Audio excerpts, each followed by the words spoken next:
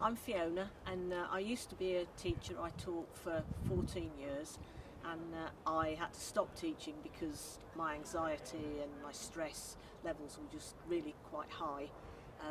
And then I went and worked for the NHS and still had the same trouble. So I've stopped working now. Coming to the garden has just been absolutely fantastic because it's such a really nice place. And it's only 5 minutes away from my house, so I can come whenever I want. And everyone's really friendly here, and you can just pop in and just sit and do nothing if you don't want, or you can get involved with the gardening as well. So it's really helped my anxiety. I'm still, having difficulties, but it is helping me to keep on a sort of even keel. I started coming to the garden about just over a year ago. Because I'd stopped work and I wanted more things to do, and I was invited to come to the women's group on a Tuesday, and we did cooking and crafts and stuff like that. So that's how I got involved. And then at the time I'd got my allotment, but I was finding that was just too much, and that was making me more stressed because I felt I had to go to the allotment.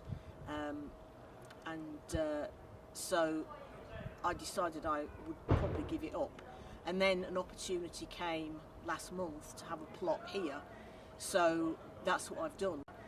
One of the things when I started coming to the Tuesday group is that I found that a lot of the other women as well had the same sort of problems, and so it was good to be able to talk and share and not feel that it was only you. And also, a lot of people said, oh, well, you don't seem anxious, you seem so confident. And so it was quite nice to be able to sort of open up to those people. And when I was at the allotment, I was finding that I almost felt like I wasn't good enough. All the other plots were really nicely done, and everyone seemed to know what they were doing, and because it was my first allotment, I didn't really have much of a clue, and it seemed difficult to ask. But here at the garden, if you're not sure what to do, there's always someone you can ask. That Steve and Jeanette, they're really good, they'll help you out, and so I think it is going to be a lot better in terms of sorting out my anxieties. When I stopped teaching, I thought, oh, that's it, I'll be fine.